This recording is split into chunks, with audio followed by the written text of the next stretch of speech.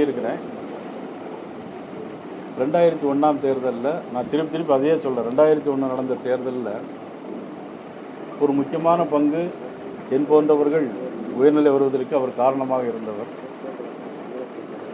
அவர்களோடு நமக்கு எந்த கருத்து வேறுபாடும் இதுவரையிலும் இருந்தது கிடையாது.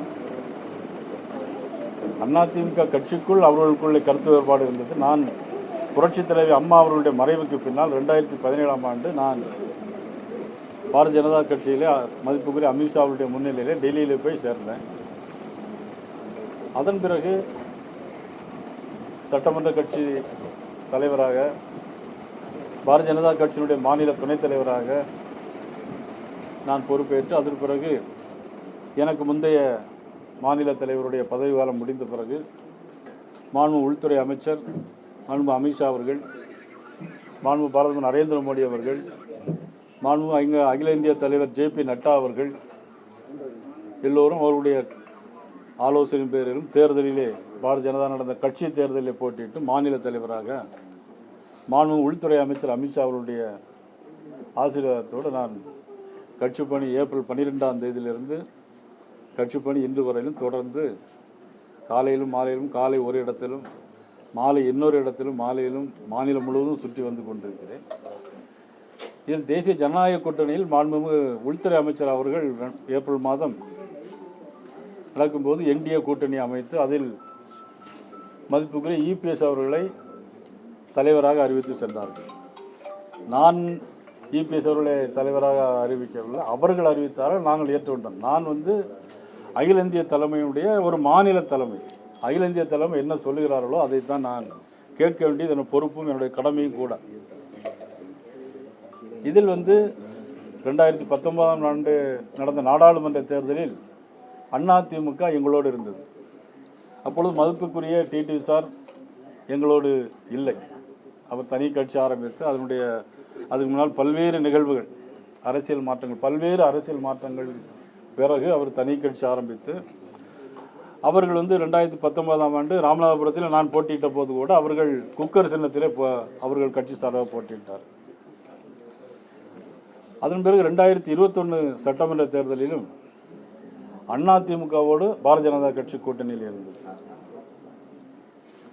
இருந்து 65 இடங்களை பெற்றது. நாங்கள் 4 இடங்களை பெற்றோம். 66 சட்டமன்ற உறுப்பினர், நாங்கள் 4 சட்டமன்ற உறுப்பினர், பாட்டாளி மக்கள் கட்சி 5 சட்டமன்ற உறுப்பினர்.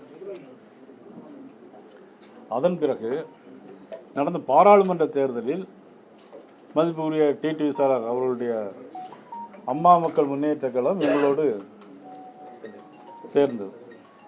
ஆனால் அதிமுக எங்களோடு இல்லை. அதன் பிறகு மாண்பு உள்துறை அமைச்சர் அமித்ஷாஜி அவர்கள் இந்த கூட்டணியை உருவாக்கினார்கள். அப்பொழுது பல இடங்களில் நான் பேசும்போது என்டிஏ கூட்டணியில் பாராளுமன்ற தேர்தல் எங்களோடு இருந்திருக்கிறார்கள், அவர்கள் எங்களோடு தொடர்ந்து பயணிப்பார்கள் என்று நான் பல இடங்களில் சொல்லியிருக்கிறேன். டிடிவி சார் கூட கேட்கும்போது நயினாரிடம் கேளுங்கன்னு சொல்லும்போது நான் அதே பதிலை செப்டம்பர் 1ஆம் தேதி நான் ஏற்கனவே பூலித்தேவனுடைய அந்த பிறந்தநாள் விழாவில் கலந்து கொண்டு அன்றைய பத்திரிகையாளர் சந்திப்பில் நான் ஏற்கனவே சொல்லியிருக்கிறேன். ஆனால் அவர்கள் அப்பொழுதெல்லாம் எதுவும் சொல்லவில்லை, அதுக்கு முந்தி எதுவும் சொல்லவில்லை. நான் ஏற்கனவே பலமுறை ஃபோனில் கூட நான் பேசியிருக்கிறேன் டிடிவி சார் அவர்களிடம். அப்போ அவர் எது இருந்தாலும் ஒரு நல்ல முடிவு வேணும் அப்படின்னு என்கிட்ட சொன்னாங்க. நான் ஃப்ராங்காக சொல்கிறேன், ஏன்னா அரசியல் உள்நோக்கமோ எனக்கு அரசியலில் இன்னும் பெரிய இதாக வரணும், என்ன பெருசாக நினைக்கணுங்கிறதுக்காக நான் எதுவுமே சொல்லலை, பேசியிருக்கேன். அப்போ சீக்கிரமாக எல்லாம் நல்ல முடிவு பண்ணுங்கன்னு சார் பல முறை நான் பேசியிருக்கிறேன் ஃபோன்லேயும். பெரும்பிடுகு முத்தரையருடைய நினைவு நாள் வரும்போதும் கூடவே நின்று பார்த்துருக்கோம், பேசியிருக்கோம். திருச்சியில் தினமலருடைய நிறுவனர் அந்த முதலாளி வீட்டிலுடைய ஒரு 60வது நிகழ்ச்சியிலையும் நான் கூட இருந்து பேசியிருக்கேன், சந்திச்சிருக்கிறேன். அப்பொழுதெல்லாம் மதிப்புக்குரிய டிடிவி சார் கருத்து எதுவுமே சொல்லலை. ஆனால் திடீர்னு பார்த்தீங்கன்னா இப்போ நயினார் தான் காரணம், அவர் முன்னாள் மாநில தலைவர் கூட இபிஎஸ் முதலமைச்சர் இல்லை அப்படின்னு சொல்லலாம். ஆனால் திருநெல்வேலி நடந்த உங்கள் எல்லாருக்கும் தெரியும், நீங்கள் எல்லாருமே சாட்சி. திருநெல்வேலியில் நடந்த 5 பாராளுமன்றத்தினுடைய பூத் கமிட்டி மாநாட்டில் மாண்பு உள்துறை அமைச்சர் அமித்ஷா அவர்களுடைய முன்னிலையிலே எங்களுடைய முன்னாள் மாநில தலைவர் அண்ணன் இபிஎஸ் அவர்கள் முதலமைச்சராக வேண்டும், கடுமையாக உழைக்க வேண்டும். காரணம், இன்றைக்கி 20க்கு 25 30% மேலே வாக்குகள் வைத்திருக்கிறது பெரிய கட்சி. மாண்புமிகு டிடி சார் அவர்களுடைய அம்மா மக்கள் முன்னேற்ற கழகம் சட்டமன்ற தேர்தலில் கூட 165 இடங்களில் போட்டிட்டாங்க, 2.2% வாக்குகளை பெற்றார்கள். சிறிய கட்சி பெரிய கட்சி என்பது முக்கியமல்ல, கூட்டணி தான் முக்கியம். அதனுடைய அடிப்படையில் தொடர்ந்து இருக்கிறார்கள் அப்படின்னு சொல்லி நான் எல்லா இதிலும் பேசிட்டு தான் இருந்தேன். ஆனால் 2 நிகழ்வுகள் எப்படின்னா, மதிப்புக்குரிய ஜான் பாண்டியன் அவருடைய நிகழ்வு மாநாடு நடந்தது திண்டுக்கல்ல, அது அவருடைய கட்சி மாநாடு. அங்கே நான் ஆனால் அவர்கள் அழைக்கவில்லை என்கின்ற ஒரு கருத்து சொல்லப்படுகிறது. அதே மாதிரி திரு ஜி.கே. வாசன் அவருடைய அந்த அழைக்கவில்லை என்று சொல்கிறார்கள். அதுவும் அவருடைய கட்சி. இது இருந்தால் கூட நான் காரணம் என்பது சொல்வது எந்த அடிப்படையில் என்பது எனக்கு அது புரியலை. அதை முன்னாடியே சொல்லியிருந்திருக்கலாம், ஒரு 2-3 மாதத்துக்கு முன்னாடி என்ன போட்ட அன்றைக்கே கூட சொல்லிட்டு போயிருக்கலாம். ஆனால் இப்போ எந்த அடிப்படையில் மதிப்புக்குரிய டிடி சார் சொல்கிறாங்கங்கிறது எனக்கு அது விளங்கலை. திருநெல்வேலி பாசையில் சொன்னோம்னா விளங்கலை, அது கன்னியாகுமரி சொல்லலாம், திருநெல்வேலியில் சொல்லலாம்னு தெரியல. எனக்கு என்னென்னா விளங்கலை. கன்னியாகுமரி இல்லையா, எனக்கு கொஞ்சம் தொடர்பு உண்டு. இப்போ செங்கோட்டையன் சொல்லியிருக்காங்க என்னன்னா, எல்லாரும் ஒன்றிணைய வேண்டும் சொல்லி நான் மட்டும் சொல்லலை, பாரதிய ஜனதா கட்சியோட மாநில தலைவர்னு சொல்லியிருக்காரு. அதே மாதிரி இப்போ ஹெச் ராஜாவும் சொல்லியிருக்காரு, பிரேமலதாவும் சொல்லியிருக்காங்க. தொடர்ந்து எல்லோருடைய எண்ணமும் அப்படிதான் இருக்கு, எல்லாரும் ஒன்றிணைந்தால் மட்டும்தான் திமுகவை எதிர்கொள்ள முடியும் சொல்லி செங்கோட்டையன் இன்னைக்கு சொல்லியிருக்காரு. நீங்க எப்படி பாக்குறீங்க அதை? அதாவது என்னன்னா, ஆரம்ப காலத்துல அதை தான் நானும் சொல்லிட்டு இருக்கிறேன். அதை நான் பல தலைவர்களிடம் நான் சொல்லியிருக்கேன், பல தலைவர்களிடம் நான் பேசியிருக்கேன், பல தலைவர்கள்ட்ட எல்லா கள தலைவர்களிடம் சொல்லியிருக்கேன். எல்லோரும் ஒன்றா சேர்ந்தாலும் ஜெயிக்க முடியும்னு எல்லா தலைவர்கள்ட்டையும் நான் சொல்லியிருக்கேன்.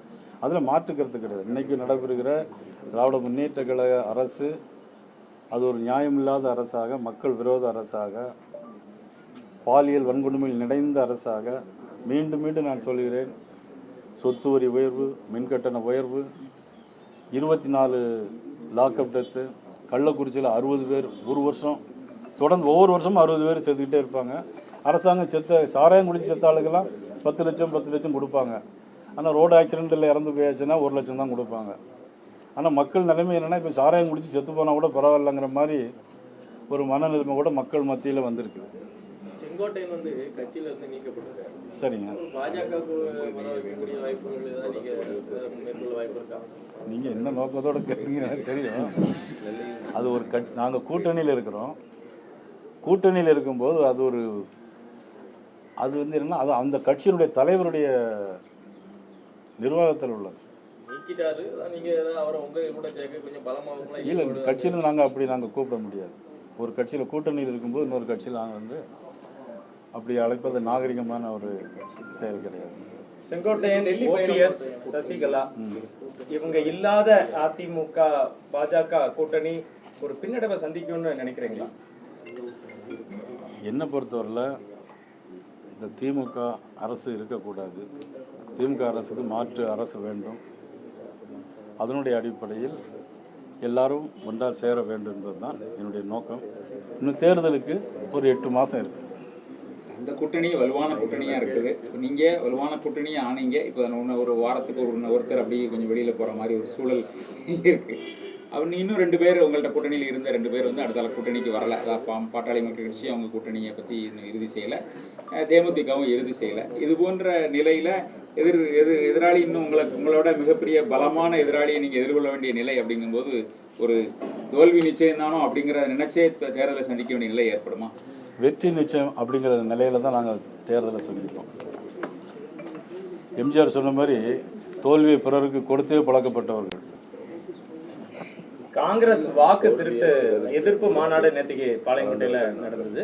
மேலிட பார்வையாளர், காங்கிரஸோட மேலிட பார்வையாளர் கிரீஷ் சோடங்கர் பேசும்போது 117 இருந்து 125 தொகுதியை குறி வச்சு காங்கிரஸ் ஒர்க் பண்ணணும்னு மாநாட்டில் பேசினாரு. திமுகவோட முக்கிய கூட்டணி கட்சியான காங்கிரஸ் அந்த மாதிரி ஒரு வியூகங்களை வச்சிருக்கும் போது அதிமுகவோட முக்கிய கூட்டணி கட்சியான பாஜக அந்த மாதிரி வியூகம் இருக்கா? காங்கிரஸோட இந்த கருத்தை எப்படி பார்க்குறீங்க?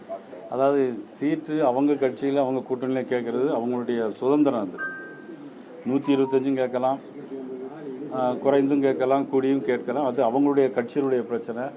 125 கொடுத்தா அது அவங்களுடைய கூட்டணியை பொறுத்தது. ஆனால் எங்களை பொறுத்தவரை அதை கருத்து சொல்ல முடியாது. 125 தொகுதி கொடுத்தா உடனுக்குடன் செய்திகளை தெரிந்து கொள்ள சன் நியூஸ் பெல் ஐகானை கிளிக் பண்ணுங்க.